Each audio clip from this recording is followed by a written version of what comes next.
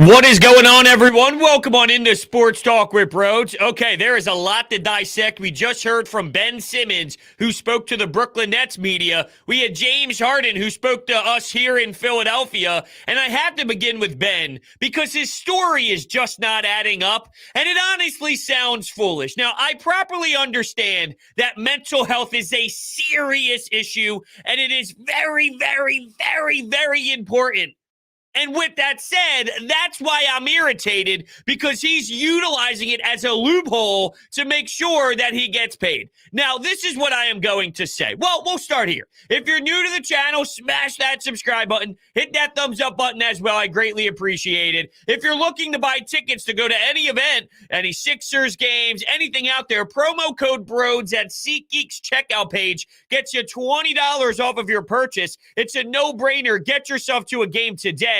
And then lastly, TikTok at Broads Media. We're close to 1,000 followers there. So make sure you go to TikTok and follow me at Broads Media. But here's what I'm not going to do.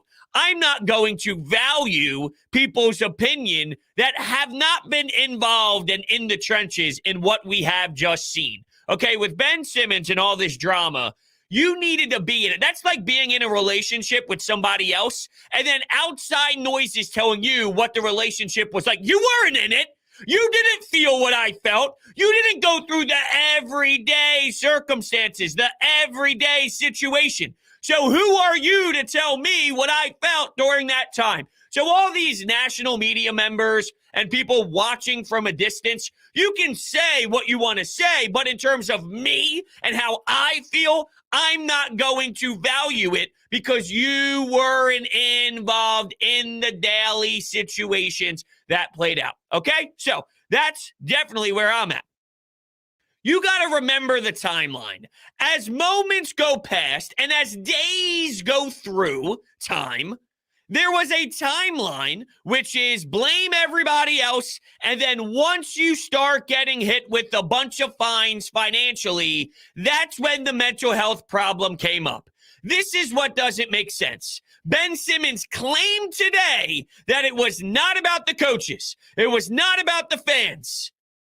Yet, when you leave said coach and said fans, now all of a sudden, you're revamping yourself and you're getting ready to go play basketball again. So it doesn't make any sense whatsoever. In what universe can you honestly sit there and say that it wasn't Doc Rivers, it wasn't the fan base, it wasn't the players, when, oh, by the way, your side, Clutch Paul, or Clutch Sports, Rich Paul, were telling all these media members, Ramona Shelburne, and the list goes on and on over the last 5 or 6 months, that the reasons why you were upset was because of Doc Rivers' comments, of Joel Embiid's comment. This is coming from your camp. Your camp is making this public. You were trying to get your information out there. You said this. Your entire team said this. Everyone backing and supporting you and telling it to the media to make it public. You said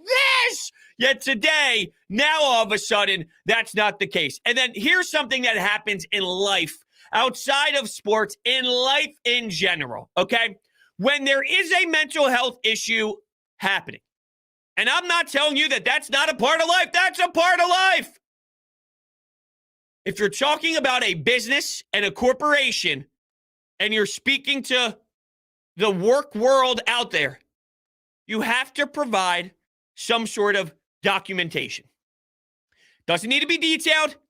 You don't have to release the information to say exactly what's happening, but there has to be some sort of documents saying, I'm going to this mental health coach. I'm going to this therapist. I'm doing this. I'm doing that. Why would that just not be part of it, Ben? If I'm Ben Simmons and I'm sitting out and I'm doing this, I'm doing that, it's like, yes, I have a mental health issue. Okay, well, there's nothing wrong with saying that because we want everyone to be as healthy as possible. We do think it's extremely important in today's society. So then just show your work. Yes, I am working on it. Absolutely 1,000%. I'm going to these therapists. I'm going to these mental health coaches, and I'm working on it. But there's a reason why You weren't getting those documents, and there's a reason why you weren't sharing this with the Sixers, which is foolish. There's such a major flaw in the argument. But if you're watching from a distance with binoculars, it's the Sixers fans are idiots, and everybody running through the wall to go scream at Ben Simmons, they're all idiots. That's not true. It's just not true. You're losing a billion pieces of the context here. Ben Simmons' story doesn't make any sense whatsoever. It did have to do with the fans. It did have to do with probably Joel Embiid, because when he was asked about it, did you speak to Joel? He said no. Yeah, because you've been throwing him under the bus. You want to talk about throwing under the bus? What a hypocrite. Because Joel got backstabbed big time, left out to dry by you. So he speaks about, yep, I spoke to Tobias, I spoke to Josh Harris, I spoke to Doc Rivers, I didn't speak to Joel. Good for Joel, because I wouldn't have spoken to him either. Absolute fraud, this guy is. I can't believe it. It's an embarrassment. It really is. And I feel that strongly about it. See, this is what it's easy to do. If you disagree with how Ben Simmons approached this and you feel that there's some lining up issues, you're automatically a bad person because you're not just taking his word for it. Ben Simmons had a billion opportunities to absolutely 1,000% show his work. There's reasons why. I'm sorry. Just because somebody says something, that's not on me to just take it for face value when you had multiple occasions of just proving that, yes, there's something going on here. But instead, nope, I'm not doing anything the Sixers want me to do. Yet what changed, Ben? The only thing that changed was you went to a different team. That's the only thing that changed. And now all of a sudden, it's easy to show up for work. Now all of a sudden, I'm excited to get back on the floor. Am I going crazy here? It's clear as day. It wasn't real. It wasn't real. That's the way I see it. When I'm using all the information and all the data and all the statistics and the entire storyline, requested a trade first, didn't show up, faked a back injury, did show up, half-assed it. I mean, you remember the whole thing. Taking shots at everybody in this organization. And then when it came down to it, it's going to be real interesting to see how the league works this out in terms of his money and how much he got fines. And it opens up the door for some really ugly things to happen. Now, we do have the Anytime hotline open. If you do want to call in or text in, because we got a couple text messages here, you absolutely can do so. Of course, we also have the chat throughout the live stream as well. 856-442-9805 is the phone number. Now, I will say this. I'm bashing him, as we should, if you feel the same way I do. There is a line, though. And I just want to make sure it's known how serious this is. And if you would like to call in and rip him apart because you feel a certain way, that's fine. That's fine. But just be aware of how far you're going, because it is something that means so much to me. And I wouldn't be this fired up and emotional about it, and I wouldn't care as much, because you get this reaction all the time. Ben Simmons isn't here anymore, bros. Why are you feeling this type of way? I'm feeling this type of way for multiple different reasons, but a big portion of it is we have taken 7,000 strides in the right direction to make sure you are in a good position as a person to get healthy. When you think about what Brandon Brooks did, okay? Oh, hold on 1 second. If you think about what Brandon Brooks did, and then you think about also what Lane Johnson did, if this was his number one priority, you would think instead of just hiding forever and slithering through, it would be a statement earlier, because he made statements today about he was in a dark place and all of it, which, okay, maybe he was in a dark place at some point throughout this journey that he just went on holding out. But don't you think that if you approached it in a way where I got to get right. I'm sorry, Sixers fans. I'm going through a lot right now. This is way before we're in this position now. Way before. I'm talking about situations after Game 7. If he openly admitted, just like Lane Johnson, just like Brandon Brooks, and said, I want to utilize my platform so I know that when other people are going through something similar than I am right now, that I am here for them. And I want them to see that it's okay to go through some struggles. Let me make sure that society, because this is so important to the world, let me be the example. I'm having an issue right now. I am very deeply sorry on the events that happened. I'm sorry. I'm going through a lot, and I will do everything in my power to put myself in the best step moving forward, and I want to be the example. Think about the difference. Instead, I'm getting fined. I don't want to get fined. Oh, no, this is sure I'm getting fined. We have to do something about this, Rich. We got to do something about this, Clutch Sports. Do you see the difference here on how it could have absolutely been handled 5 billion times differently? And by the way, the amount of support you would have had throughout that would have been through the roof. Through the roof. And the reason why you're not getting that now is because of how it's been handled. It's crazy. All right, we'll go to the Anytime Hotline. Get your thoughts on what we just heard. Hello, good afternoon. You're on with Broads. How's it going, bro? This is Max from Indiana. Love the show. I agree with you wholeheartedly. I think Ben Simmons is doing a big discredit. I'm not saying he's faking it, but I also think he hasn't taken the steps that would show this is a serious issue. But I also loved Harden's comment about hell yeah when asked if they can win a championship. And I also like the fact that he doesn't think it might come immediately. And he says that there's going to be a meshing period, which will be interesting. And I do hope that he comes back full strength from the All-Star break.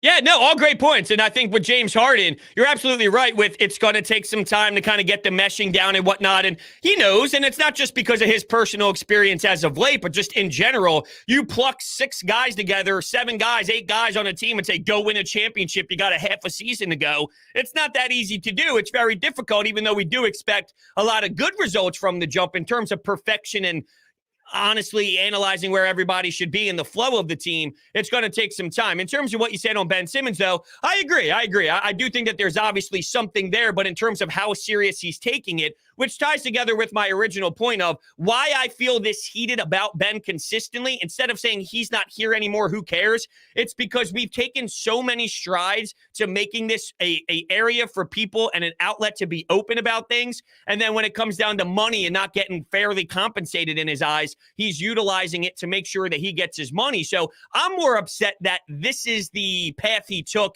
for a people outside of sports and in life motto, more so than Ben Simmons himself bothers me, if that makes sense.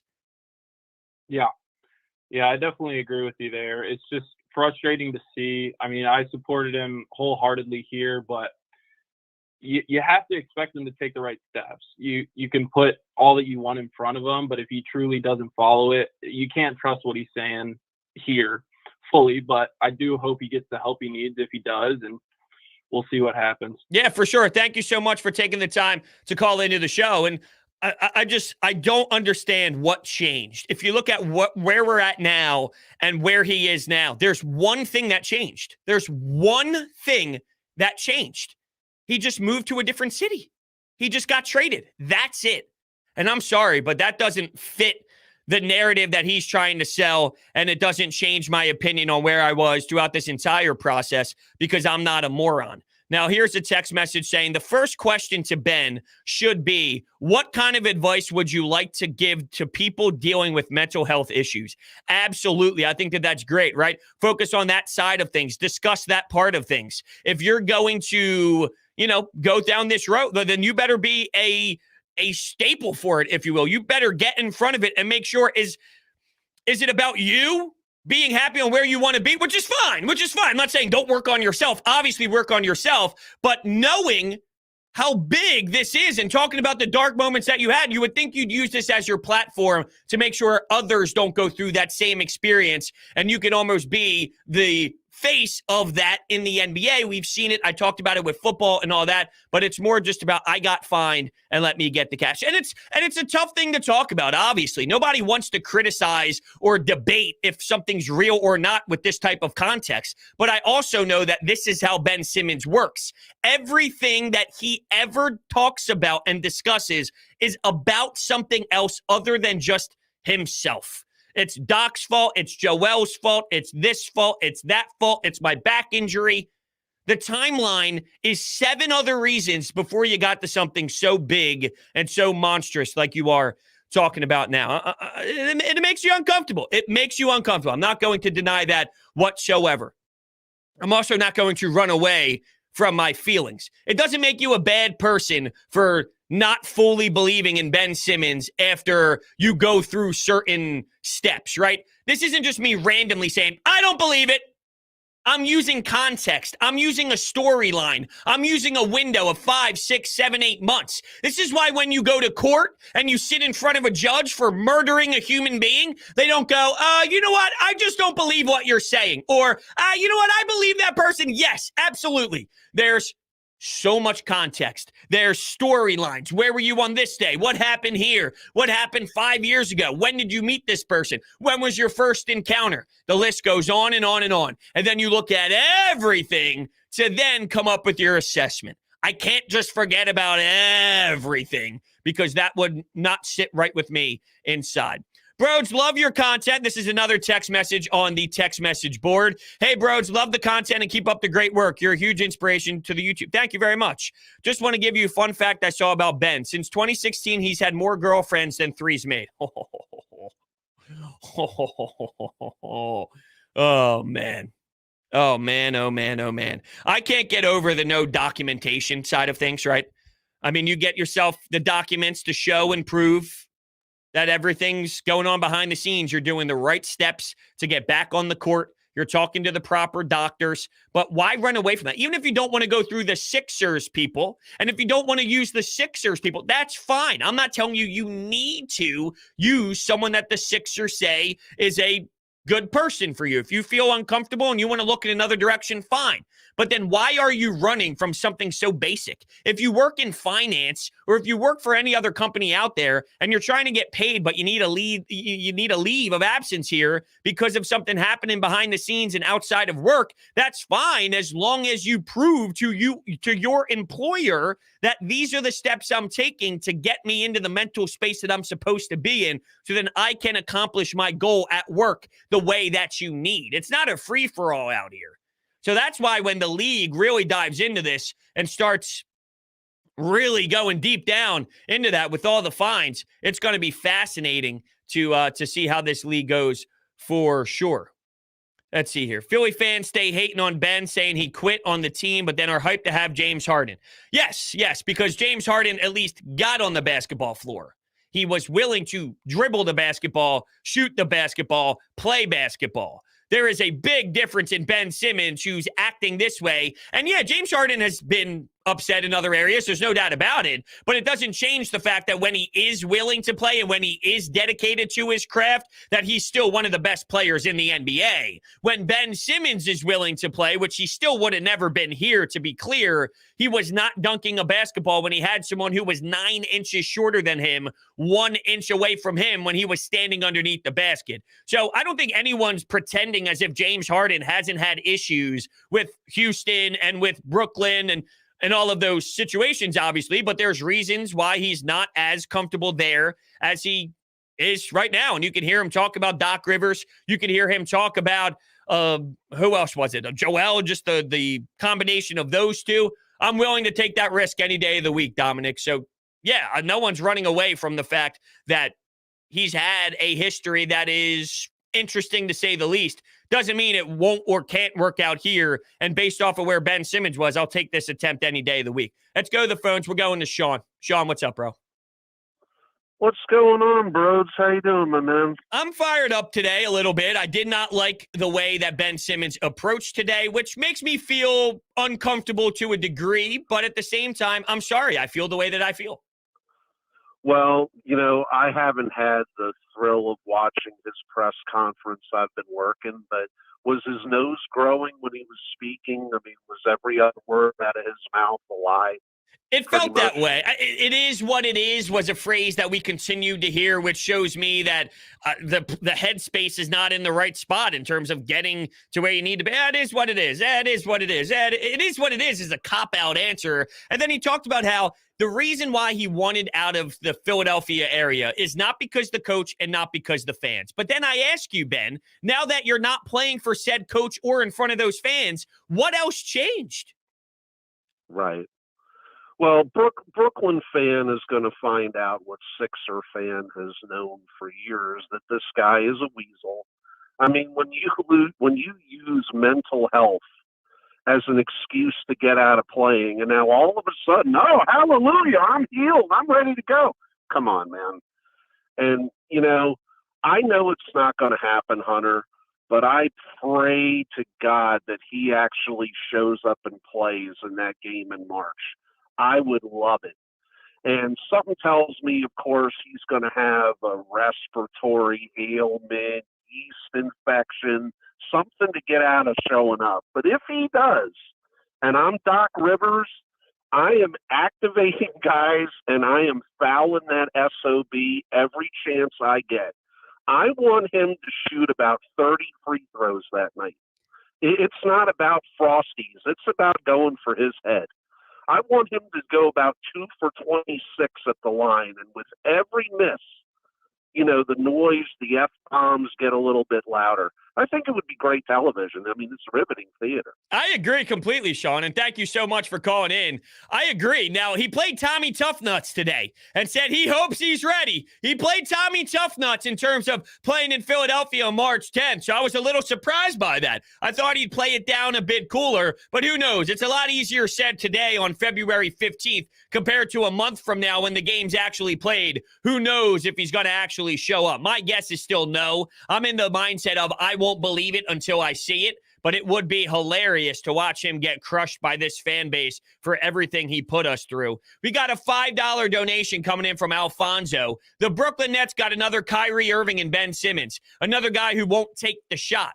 Oh, I see what you did there. Originally, I'm going, well, I do remember a big, crucial shot made in Game 7 for the Cleveland Cavaliers. So what are we talking about here? Oh, I know what we're talking about here. Yeah, that's going to open up a can of worms for sure in postseason play and how that's going to work for the Brooklyn Nets and even how that's going to work for them to get to where they want to be for this regular season. I still envision them a playoff team, obviously, or they're going to have to play a play-in game. I don't know. Is that play-in game going to be at home? I don't know, right? I mean, there's a lot of variables here, and there's a decent amount of time after the All-Star game to get this thing figured out. And thank you, Alfonso, for the $5 donation.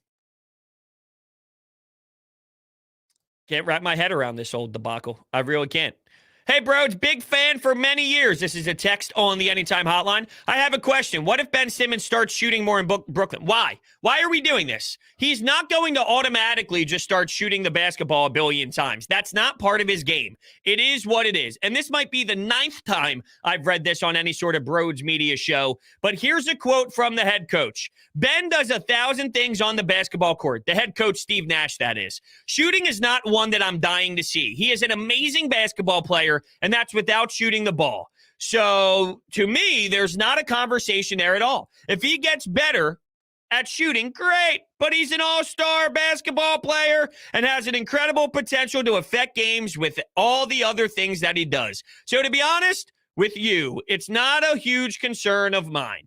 Ben Simmons plays a certain way. This is Ben Simmons. He's been around forever. He probably went to the gym and worked on his free throws, but there's a big difference doing it in an empty gym and then doing it with 10,000, 20,000, 25,000 people booing you and ripping you to shreds. I'm sorry. There should be no reason why, after all this time, automatically Ben Simmons is going to be a lethal shooter that starts shooting the basketball. It just doesn't make any sense. Like, out of all the things that happened so far, that's the last thing I'm buying into, which is Ben Simmons becoming a shooter in Brooklyn all of a sudden. Even if he doesn't make them, just attempt them. I love that part of the text message because we're talking about the NBA. The NBA. And someone in Coffee with Broads brought this up to me this morning about Matisse. All I want to see is Matisse Thybulle take them. I don't need to see him make them. This is the NBA. This is the NBA. This isn't little Jimmy playing AAU, or it's not whatever, little Kenny playing pickup ball at the local township, right? There's no way anyone will be satisfied. So you're telling me in a playoff game, Kevin Durant's going to go, you know what?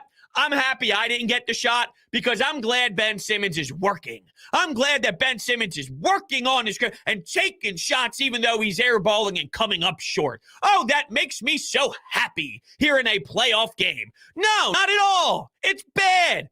Quite frankly, if I'm the other team, I'm going, keep it up, Ben. Keep shooting, Ben. We really need you to shoot it, Ben. We'll get back to the phones in just 1 second. Philly 500, you beauty. I haven't spoke to you in quite some time, my friend. We have to catch up. $5 donation from our guy, the GOAT, Philly 500. Getting Harden was a no-brainer. Had to strike with Embiid in his prime. Baby Ben got softball questions and still couldn't answer. I know. It's ridiculous to think about this whole Ben Simmons experience for sure. And yeah, getting James Harden was no doubt about it a phenomenal thing. I don't know how anybody is disappointed from a Sixers fans perspective. You move on from Ben Simmons, who did not want to play here. You moved on from a backup role player who was going to leave and not even be a part of your franchise after this season was over. And then Seth Curry, who's a nice player on a nice contract, but you have to give up a little bit to get something. You might have lost a bit on your bench, but what you gained in your starting five is such a ridiculous jump. You got to definitely attack that payoff compared to the pros and cons any day of the week. Thank you so much, Philly 500. Thank you, bro. You're the man. You are the man. All right, we'll go back to the phones. What is going on? You are on with Broads. Broads, what up? Yo, how you feeling, man? I'm good, man. It's Anwar from South Philly. Listen, I want to take a Philly bet. Okay. Now, I always had this theory that if Ben Simmons left, that somehow in that season he would start shooting. So I'm gonna make a bet with you, right? Okay. This season, he's going to start shooting because I feel like he was robbing us the whole time.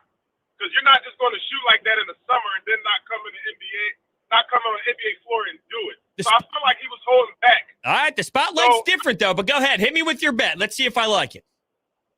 This is the bet. I will send you $100 Chickens and Pete's gift card for any caller that calls in to Broads for you to choose if he starts shooting this year at any point. If you can say your email address right now, and I'll send you the gift card. Okay, so hold on. We got to put, what does shooting mean? Because we've seen him shoot one three-pointer here, and then 5 months later, he shot another three-pointer. So we need to come up with, a barrier or at least a floor here of what shooting actually means. Okay, here we go. If he attempts 8 shots this season, I will send you the gift card for $100. All right, man. I will send you. I have your phone number right here. I can text you my information. Yeah, and I'll send it in. All right, you're a beauty. Well, I appreciate that. That's very thoughtful of you to throw that our way. I think we've been getting robbed, so I'm gonna stand on what I'm gonna stand on what I think. All right. Thank you so much. I'll make sure I get everything over to you right now. Let me put down the phone number here. Previous calls. Here that is. I can text the number, I believe. Yeah, here you go. I'll do it when the show's over, but I have your number saved. We will get that done. See, I don't have any thought in my mind that he's just automatically going to become a different player. That all of a sudden now it's time for him to just take a step. There's a reason why he was shooting those basketballs in the offseason and then couldn't do it in the regular season. Or, excuse me. There were reasons why he was doing it in summer and when the NBA season wasn't really happening. And then when the bright lights were shining on his face, he just came up small. Because when you're playing, your instincts take over. And it's so far out of his instincts that there's no way that now, with all the added pressure, all of a sudden, he's going to be ready to rock and cook it and let it fly. It's so far past his instincts that he would have to literally think about it, sit there and go, I'm shooting. And then also not worry worry about what people are going to be saying on social media or airballing the shot, because we know he does that at times as well. But all right, it looks like we got about 8 shots. If he takes 8 shots, now is that 8 3-pointers? So that's where we got to work out the murkiness. But I understand your thought of the concept of your 8 shots, I should say. I don't understand the thought of actually believing that he's going to become a shooter with the Brooklyn Nets. And even if in theory, right? Let's say this, in theory, he shoots. So he's shooting. Is he making them? Because guess what? If he shoots 5, let's say he shoots 4 shots, and they're all bad, and they all don't go in. You don't think that wall goes up internally, and then he stops shooting from there?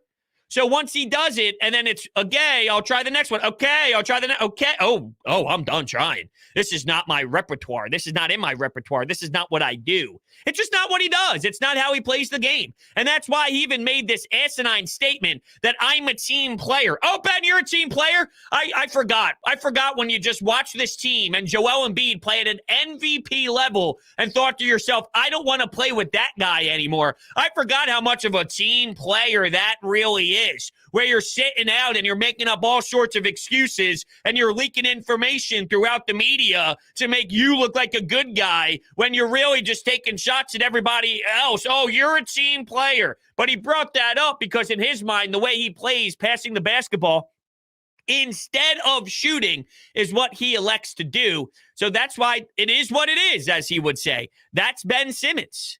That's Ben Simmons.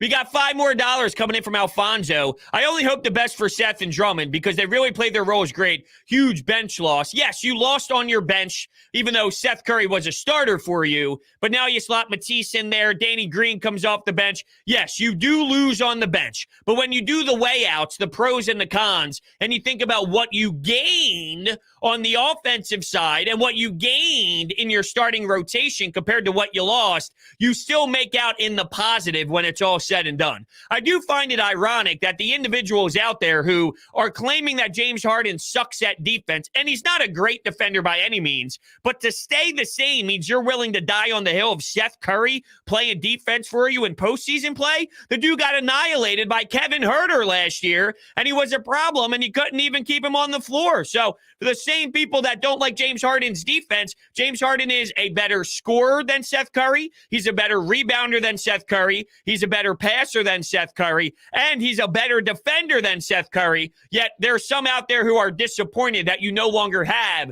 Seth Curry. It's a very, very weird dynamic that I just can't wrap my brain around. Thank you so much, Alfonso, for the $5 donation. I really appreciate that. And thank you very much for the person on hold right now as we go back to the Anytime Hotline. Good afternoon. Hey, Broads, it's Frank from EHT. Frank, what's up, bro? Nah, just like I agree with what you said about the Simmons press conference. A lot of it didn't make any sense. The guy's all over the map. He is. And look, I mean, you're sitting up there, and I guess I'd say mannerisms-wise and body language-wise and tone-wise, it wasn't like the worst from his perspective, I'm saying, not from our perspective, but there wasn't like quiver in his voice, or he didn't look super uncomfortable. He did what he needed to do. He stood in front of the microphone, but he did kind of talk in circles and didn't make too much sense when you study the story. The story doesn't add up, but the delivery and tone from outsiders looking in who don't know the story could definitely get sucked into believing what he's saying, if that makes sense. Right. Do you really think he wants to play in Philadelphia on March 10th? Nope. I can't believe he said that. I know. I hope to. I don't know about that one. Yeah, it's easy to say when it's a month away or so, but as it starts creeping in and then you start getting the butterflies and you start realizing what this really means, maybe 2 or 3 days before he gets a little shy and realizes that his ankle hurts.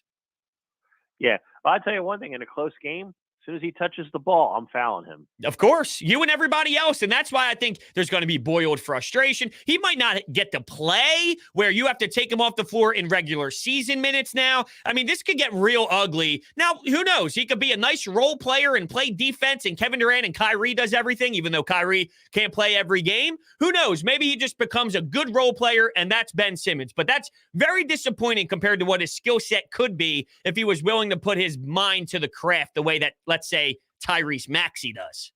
Exactly. Thanks a lot, bro. Thanks, Frank. I appreciate it, man. Thank you so much. Great caller. What I'll do is, if you're going to be a frequent caller here, I'll do this afterwards, but we can have phone numbers saved so that when you call, it's, hey, Frankie from EHT, instead of, hey, you're on with Broads. Try and get that going a little bit more. Do we have another text message here? Hey, Broads, do you think Joel Embiid is the MVP, or is it Giannis or the Joker? I think Joel Embiid is the MVP this year. It's his to lose. If he continues this play, and I don't anticipate that changing with the addition of James Harden, I think that he's going to win this. As long as he continues to play this brand of basketball, and I don't know how that's just going to change, and he's going to slip all of a sudden. He's a stud, and he's a flat-out unbelievable basketball player who is tremendous, had so many different skill sets. It's his to lose. He's putting up 40-point triple-doubles as a big man. I mean, what? His assists have been tremendous. He's a great passer now compared to in years past where that was a problem with his game. He's getting so much smoother. He's anticipating the double team. And now, by the way, he's being joined by James Harden, which adds so much to the spacing of the floor and the way defenses have to value that. It's going to open up a bigger game for Embiid to even wax more ass out there, if you will. One of my catchphrases. I don't know where that came from, by the way. I just realized when I am ranting and screaming and all fired up talking about Philly sports and we're doing podcasts, I always say he's waxing that ass. I don't even know what the hell that means, but Joel Embiid's going to do it. That's what I know. I know Joel Embiid's going to do it. Regardless of the situation on who he's playing next to. He's been doing it all year long with a bunch of role players and $30 million sitting on the bench. So I appreciate the text message. We get another text coming in. We defended Ben against NBA analysts and fans for years. Suddenly, the same sports analyst and fan says he doesn't need to shoot, and we lost the trade despite receiving James Harden and getting rid of someone with an inflated ego who refuses to play. They love to hate Philly. That's a great, excellent point, right? Where all we did was praise Ben and say that he's a phenomenal defender, he's great, while the national media would take shots saying, well, there's a problem with Ben Simmons and Joel Embiid. The fit is problematic. One guy doesn't shoot a ball. One guy causes all these issues. Yet now that the roles are reversed, it's, hey, relax, Ben Simmons going to Brooklyn. It's exactly what they need. He's going to be phenomenal. Yet those same people, nothing has changed with Ben, and he sucked at the end of the playoffs last year because he doesn't do anything, because he just stands there. And I don't know how he's just going to be able to stand there next to an Andre Drummond or a LaMarcus Aldridge or whoever ends up starting at the 5. What is he going to do? He can't space the floor. He can't sit on the other side and hang out in the corner. That doesn't make sense at all. Do I think if Embiid stays the point leader, it's definite? Well, I just answered that a little bit in the other text. It doesn't matter about being the point leader or not. Obviously, it helps to lead the league in points. But even if he's second, third, or fourth, I still think Joel Embiid at 7 foot plus, even being in top 3 in point scoring, would be enough, as long as this is what his play is. If it doesn't dip off, and this is the Joel Embiid, which it has been for so many damn games already going into the All-Star break, he's the best player on the entire planet. It doesn't matter necessarily where he falls within those points, because it's going to be top 5, top 3 anyway. I wouldn't put too much emphasis on it needing to be number 1, if that's your question. Yo, Broads, when is the next first rounder we have? That's the one thing that bothered me. Why? Why would that bother you at all? You have James Harden and Joel Embiid. You win in this league because of superstars. Yes, you got a Maxey and you got a Thibault in late first-round picks, but you look here right now and think to yourself that I'm worried about a first-round pick in the next couple of years. You're going to win because of basically a combination of Joel Embiid, James Harden, Tobias Harris, Tyrese Maxey, Matisse Thybulle, and then from there, you're going to implement some veteran role players to help you complete this package to go win a championship. You're not going to bring in another young player who's 19 years old out of college, plug him into this elite role, and then all of a sudden, you're just going to go win a championship because of that. You have your core. You have your crew. Now, you have to add around that, and you might not be able to have all the answers fixed fully within this back stretch because the only options at this point is a buyout market compared to James Harden re-signing and, the whole contract situation. Previous reports said he did sign into next year. Then there was a report that he wasn't. Regardless, we know he's going to be here for a couple of years. When Daryl Morey gets an offseason to maneuver through, worrying about first-round draft picks right now is honestly asinine. It really is. It's bizarre. There's no reason why first-round draft picks in the NBA, there's a reason why. The Sixers were looking to get first-round draft picks when they were in tank mode, losing on purpose. And then there's reasons why teams give up first-round draft picks, and a lot of them to go get stars. Because there's times when it's let's go put our foot on the gas and take a risk and go win a championship. And it's time to buy and time to compete at the Eastern Conference, top of the Eastern Conference level. And this is where they're at. So there's times to package up and get yourself draft picks, and then there's times to use those draft picks to go get stars. And right now, where the 76ers currently are, it's time to go get some stars. And it's just that simple, and it's just that easy. So you should not be sitting there pouting about draft picks whatsoever. And I thought it was hysterical. I think it was Marcus Hayes, but don't quote me on that, bringing up the past and some moves that were made with bully ball in the past, and then saying that, well, Sam Hinkie technically failed as well. Sam Hinkie did not fail. You got Joel Embiid, and now you got James Harden. That all happened because of the process. Now, eventually, that will die, right? Because right now, I'll tell you that while Ben Simmons didn't work, that trade ended up getting you James Harden, and then, you can continue that domino effect for basically ever. At some point, that stops, and I think basically I'm at the point where it stops, but let's not be foolish here. We are sitting in an area where the process landed you Joel Embiid, who's the best player in the entire league. He's the best player in the world right now. The best player in the world. And now you just teamed him up with one of the best scorers to ever live. And by the way, let's not act as if that passing isn't special. That passing is so special. He averages 10 assists per game. That passing is elite passing from James Harden. We got $3 basically coming in from Wade. Start, bench, cut. Embiid, the Joker, and Gobert. I think this is easy as hell. I'm starting Joel Embiid. I'm benching the Joker, and I'm cutting Rudy Gobert. Rudy Gobert doesn't play basketball on the offensive side. While the Joker is a dude that can give you a triple-double, and Joel Embiid could give you a triple-double. I just like where Joel Embiid is at right now more than the Joker, because there were times, like let's say last year, where Jokic was up more, but that's because of his passing ability. Joel Embiid closed the gap in the passing department, and he's such a lethal, versatile player, Joel Embiid is. He's more versatile than the Joker is, and I'll take that. I thought that was a pretty simple one, but thank you so much for the $3 donation. I hope I didn't miss any other donations that came in. It does not look like I did. And we'll go back to some Anytime Hotline text messages. Am I worried about James Harden's health at all? I am not worried about James Harden's health. Anyone can get injured. Anyone in the NBA can get hurt. Chris Paul has been hurt.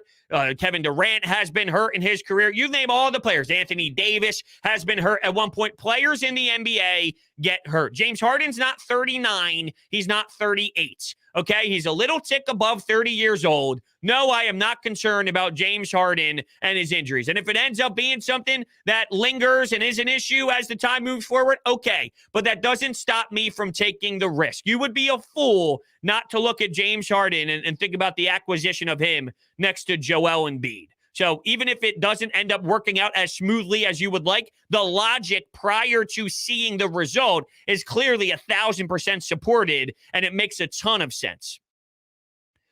We got $9 coming in, New Zealand dollars coming in from NZ Philly fans. Side point, the ties into the Eagles quarterback situation is one elite player worth more to a team than 3 average players. This proves you need elite.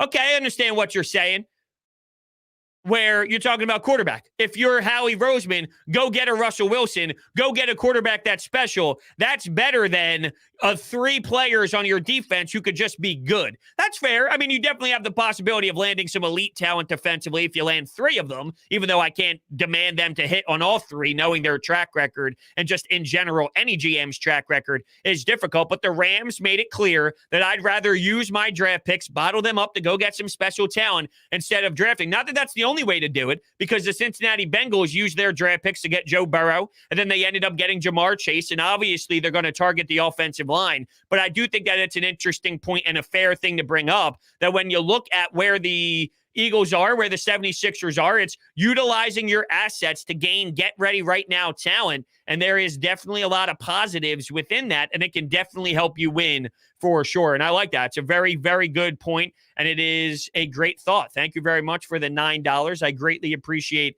all your support. Let's see here. Any more text messages flying in? I think we should go get Jahlil Okafor to back up Embiid if he's healthy and on the market besides Sabonis, Joker, and Embiid. He has the best post game and mid game in any. I'm sorry. I'm not thinking about Jahlil Okafor, with all due respect. Jahlil Okafor? I want nothing to do thinking about Jahlil Okafor. Where is he even at now? Is he still with the Pelicans? Where is he? Did he even play for the Pelicans? Oh, yeah, he did play for the Pelicans. He's with Detroit now, averaging 12 minutes a night. I want to go get Lopez. I want Lopez. That's what I want in the buyout market. That's the name that I'm looking for.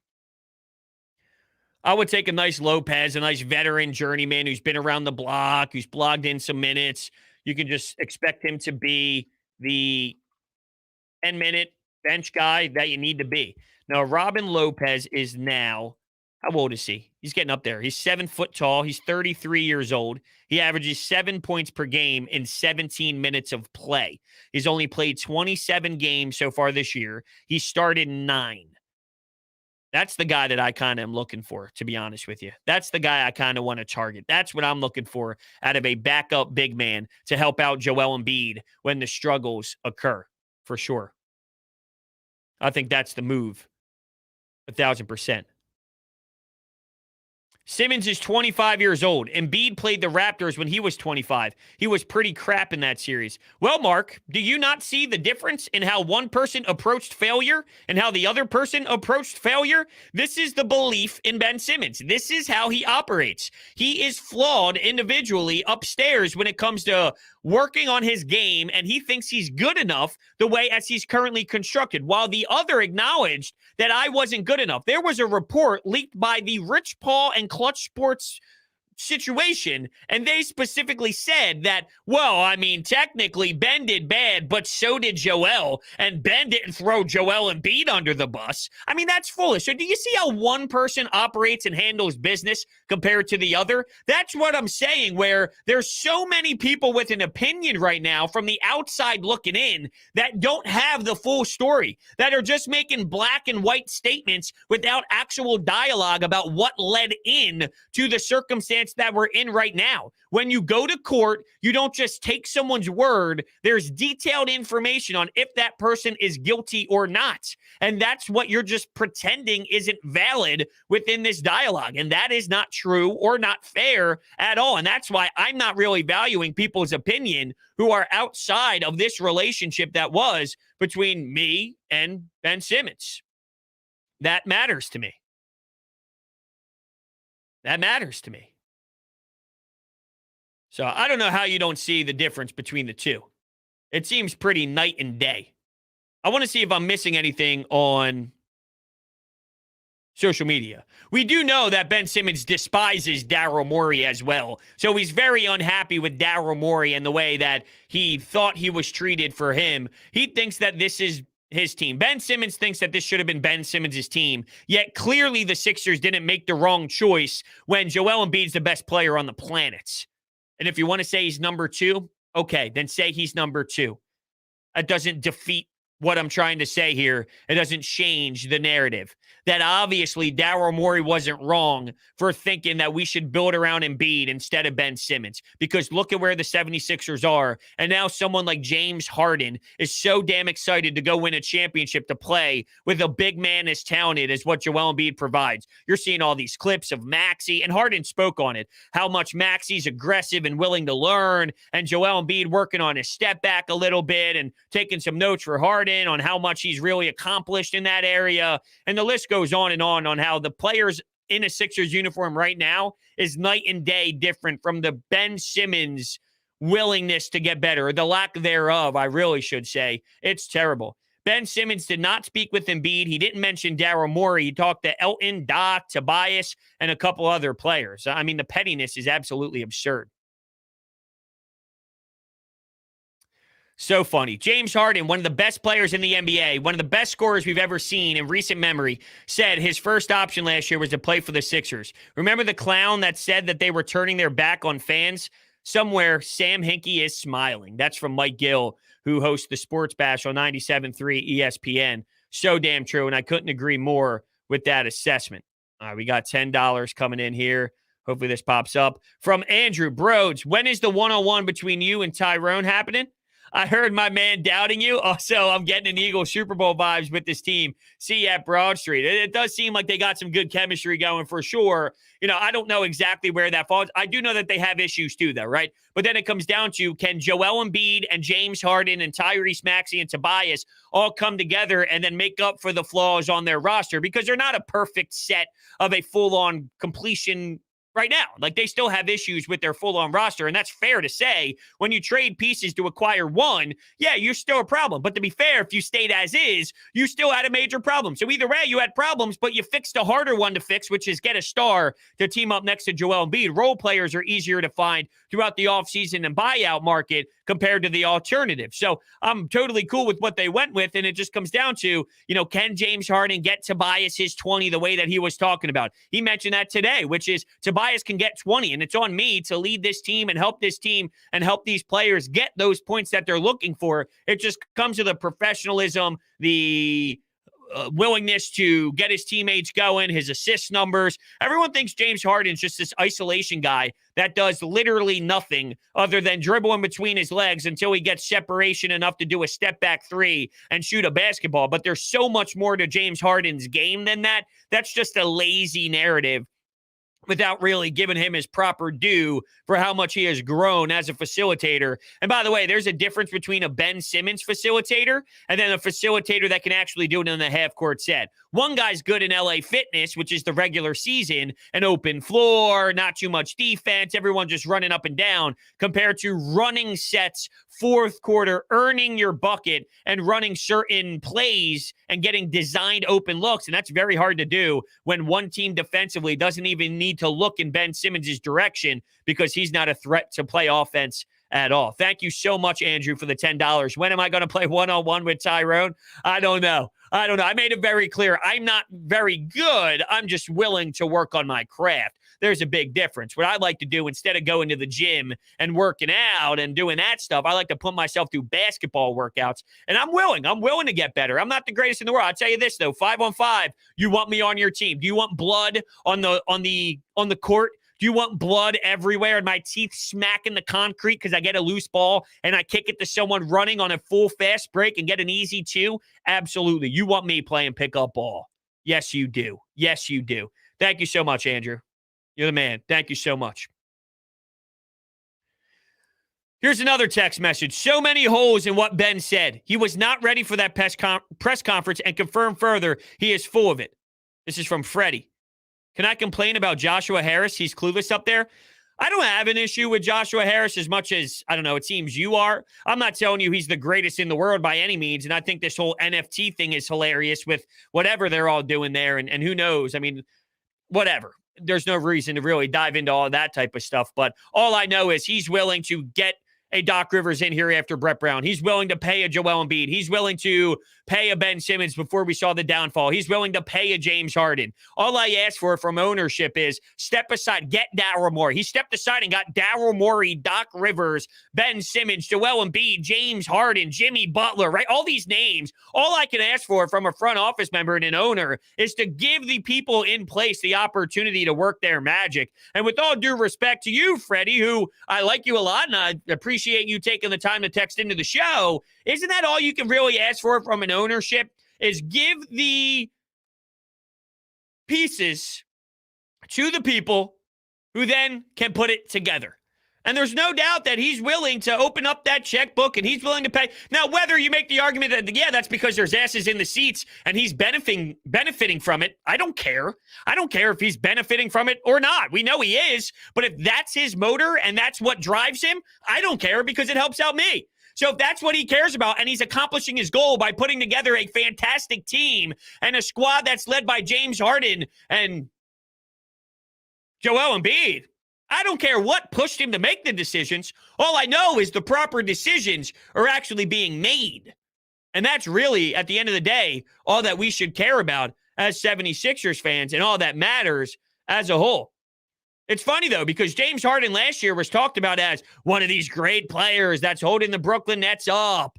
And like holding them upright, holding them in play still and definitely benefiting from how sensational he was. Yet 1 year later, this guy's awful. He's not going on the road trips. It's crazy how many stories were flying around town today about James Harden. Keep in mind, though, there's an agenda and there's people who want certain information out there to make certain things look bad. I wouldn't be surprised if Rich Paul has some of these stories leaked about what was happening in Brooklyn. Who the hell knows?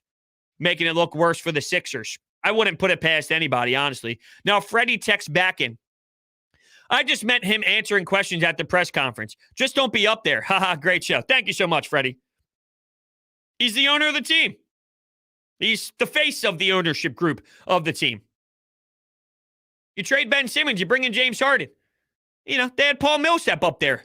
He's sitting there going, oh, what am I even doing here? I forgot I was even sitting here. Thank you so much. This was getting awkward, which is kind of funny. And obviously, you're wondering, what is Paul Millsap thinking right now when they're asking about James Harden and asking Doc and asking all these questions? It is pretty funny for sure to see that perspective, but it's all part of the situation that played out. It's just what happens when you make such a massive trade and, your team is going through this type of move. All right, what else do we have here? It was an interesting day for sure. Yesterday's Harden is not today's Harden. I'm sure you said the same thing about Chris Paul. Yet I'm sure you say that Kevin Durant's going to come back and be a walking bucket and then not miss anything, right? So Kevin Durant has the power in your eyes to just forget about injury, and he's going to be 100% the moment he returns. Yet James Harden coming back from injury is now all of a sudden terrible, and he'll never be able to play basketball ever again, and he's going to be a shell of himself. So one guy gets the praise and gets the full-on, oh, welcome back, you're going to be great, you're going to score a bunch of points. And then the other guy is, oh, he sucks, he's awful, because you're okay with where one person's playing, which is Brooklyn, New York, and then I guess you're upset with the 76ers and you don't like the Sixers. So because you like one, it's all cool, and you don't like the other, it's completely opposite. You can't have it both ways. If you're going to say injury is going to be the difference in James Harden, then injury is going to be the difference in Kevin Durant, and they're going to be significantly worse as well because he's going through injuries and he's banged up too, which is limiting who the Brooklyn Nets are. Let's go. Let's use something called consistency. That's all. We like consistency here. That's all. That's all. Joel cried after the Raptors lost and got shitted on for a year and a half. Not one time did he do anything remotely to what Ben Simmons did. No doubt. It's not even the same exact scenario at all. One guy was a professional and got way better at basketball and was willing to prove to the world that he's very talented and he's great and he's fantastic. The other one sat and ran away, nowhere even close to his teammates. Yet I can't get over the fact that today in that press conference, he stated that it's not so much about the fans. It's not so much about Doc Rivers. That's not why he wanted out of Philadelphia. He just wasn't in a good space. Well, then what changed, Ben? What happened? What was the difference other than putting on a different uniform and playing in front of different fans? Because the only thing that changed was that.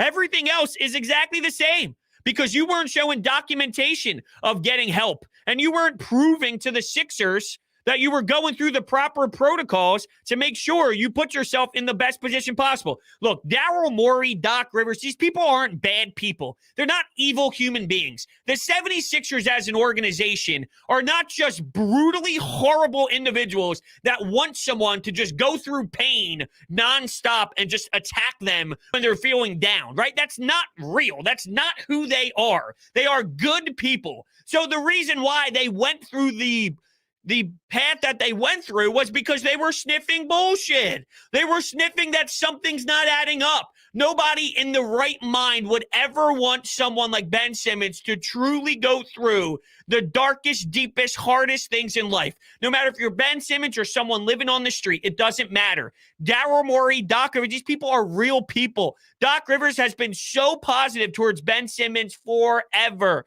The fact that they did this, there's a reason why they did this, because they're seeing it too internally that it's not fully really shaping up and smelling like it passed the test.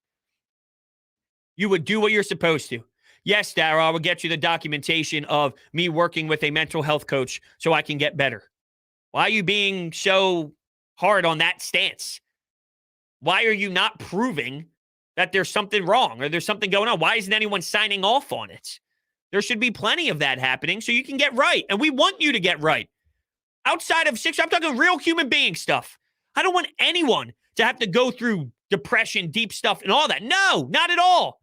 But then I ask you the question, Ben, if it's happening, why aren't you going through the right protocols and then just showing that you're doing that? Because it was never really about that. It was about getting paid, and that was the only thing that mattered to you, because that's when everything happened.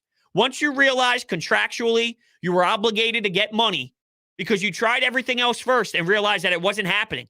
Showing up, ugliness there, kicked out of practice. I mean, there were so many things that went down. Yet, once you realized you weren't getting your pockets filled, things started to change. I'm sorry, I can't get behind that. $5 coming in. I think the narrative change in the media is due to the media championing Kevin Durant. Still don't change the fact that move to Golden State was the weakest. What do you mean by that? I mean, I do think the narrative has changed on Kevin Durant, too. Yes, there was a lot of backlash for his decision made, and he got chirped for it by a lot of people involved. I am a little lost, though, on the narrative change. I think what it is publicly, as a national media person on ESPN or Fox Sports, you don't want to take the stance of ripping apart someone with mental health because it makes you uncomfortable. And it's a bad look, and you would get some bad backlash for it. So I feel that they're taking that path because it's the positive step in the right direction. It doesn't make you a bad person to wonder what the initiative is for Ben Simmons and what the mentality is for him getting out of town. There's nothing wrong with it. It doesn't make you a bad person because I'm utilizing him. It's called cause and effect, right? There's an effect. There's reasons why we feel the way that we do. The cause and the effect. I can't just pretend that there's no cause and effect here. And we feel this way because of everything Ben Simmons did in the past. And you can use that for anything in life. Someone makes a mistake. There's others who won't respect that person again. Why? Why do you not respect that person again? I'm talking outside of mental health. I'm talking about, say they make a mistake and they do something wrong and they blame it on other people. And it's like, no, you did it. You did it. And they kept blaming it on other people, blaming it on other people. Then eventually it's like, I did it. Maybe you never look at that person again and say, I can trust you. Well, why would they feel that way? Because there's a cause and an effect. You did that to yourself. Now we can't trust you because you lied forever and said you didn't break it, but you did break it.